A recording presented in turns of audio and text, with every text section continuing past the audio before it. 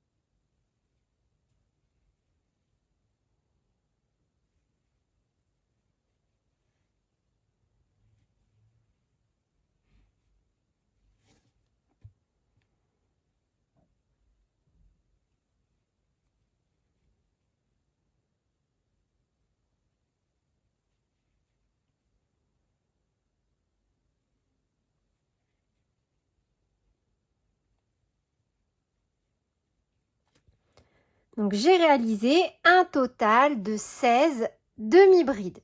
Maintenant, on va enchaîner sur le motif qui va tout simplement être la répétition de 2 rangs. Donc, on commencera toujours directement sans faire de maille en l'air en tournant l'ouvrage. Et dans la dernière maille réalisée, on pique à chaque fois dans les 2 brins et on commence avec une maille serrée, une maille en l'air qui compte comme notre première bride que l'on vient marquer.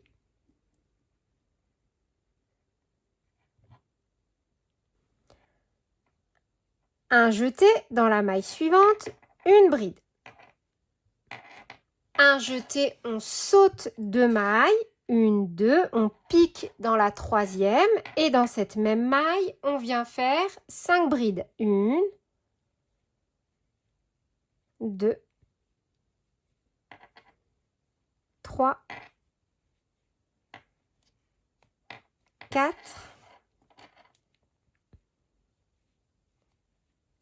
et 5. Un jeté, on saute 2 mailles, 1, 2, on pique dans la suivante et on vient faire une bride. Et dans la maille suivante, une bride. On répète. Un jeté, on saute 2 mailles, 1, 2, on pique dans la suivante et dans la même maille, on vient réaliser 5 brides. 1, 2, 3,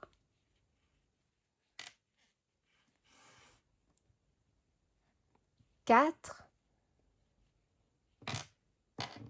et 5. Un jeté, on saute 2 mailles, 1, 2 et dans nos 2 dernières mailles, une bride et dans la dernière, une bride.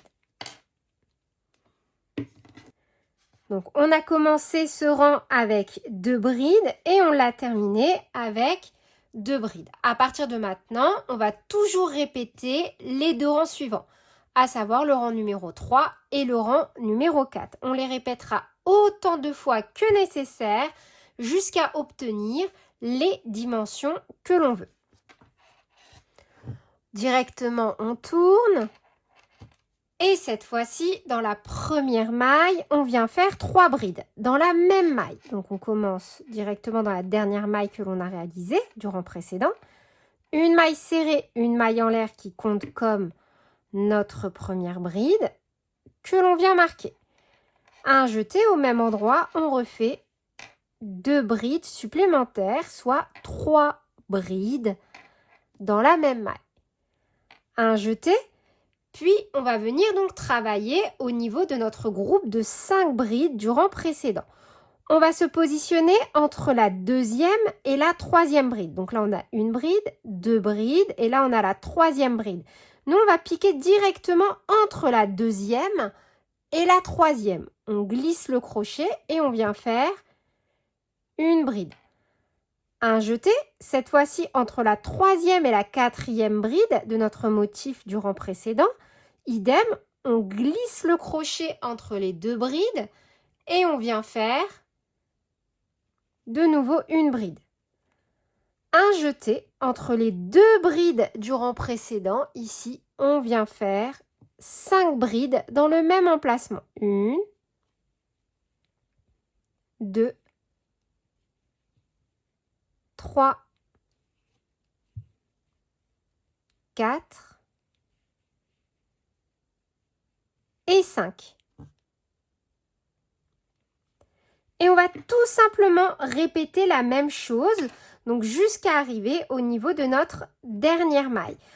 Quand on aura un groupe de 5 brides au niveau du rang précédent, entre la deuxième et la troisième, on fait une bride, et entre la troisième et la quatrième, une bride.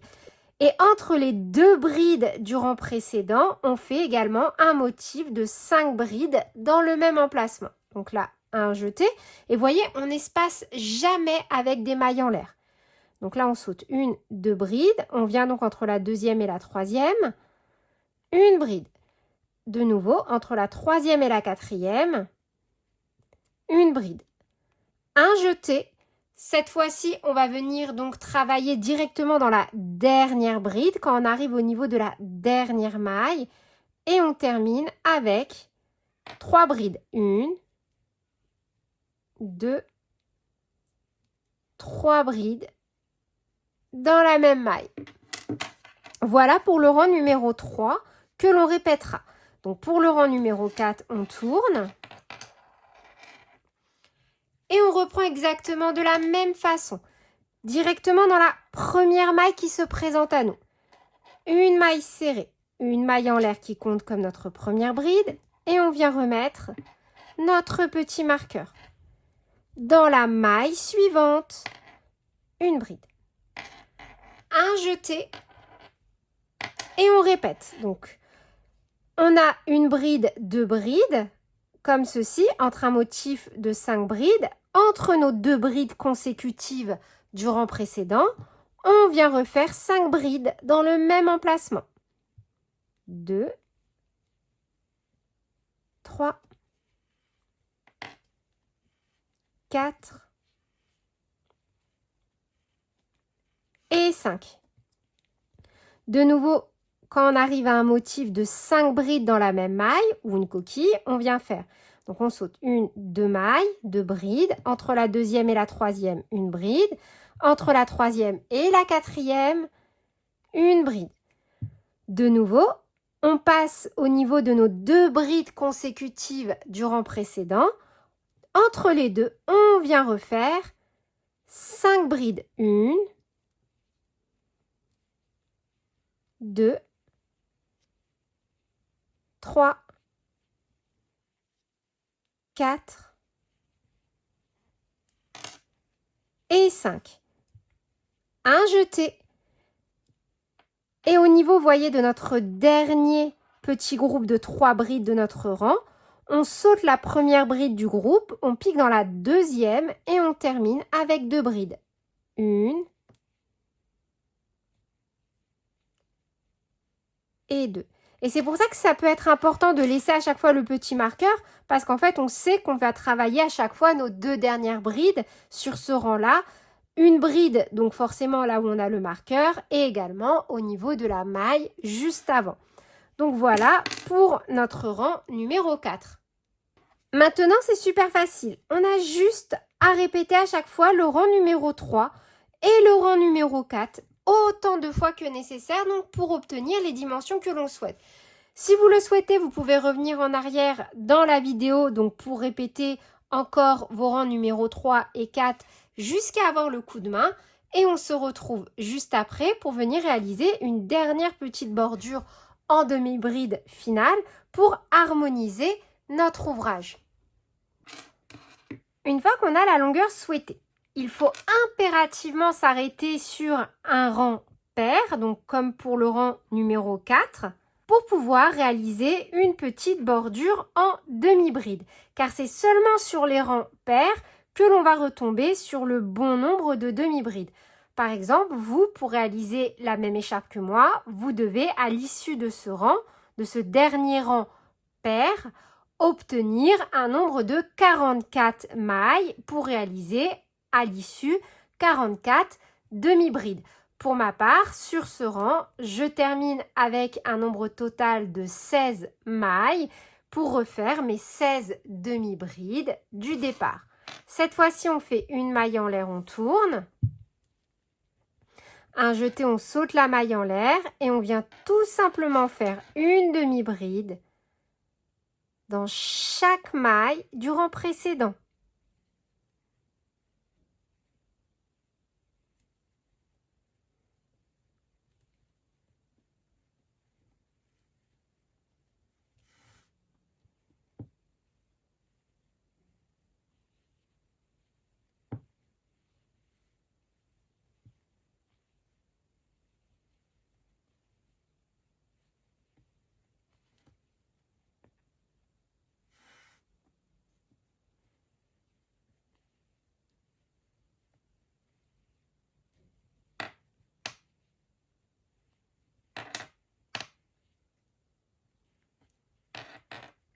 Et 16.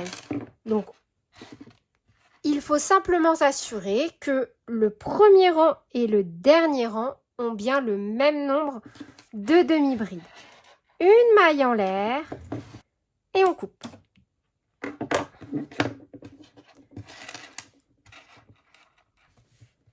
Et voilà pour notre motif. Et voilà, c'est tout pour cette vidéo. J'espère qu'elle vous aura plu. Sur ce, je vous fais plein de bisous. Prenez bien soin de vous et à très bientôt pour de nouveaux tutoriels. Salut!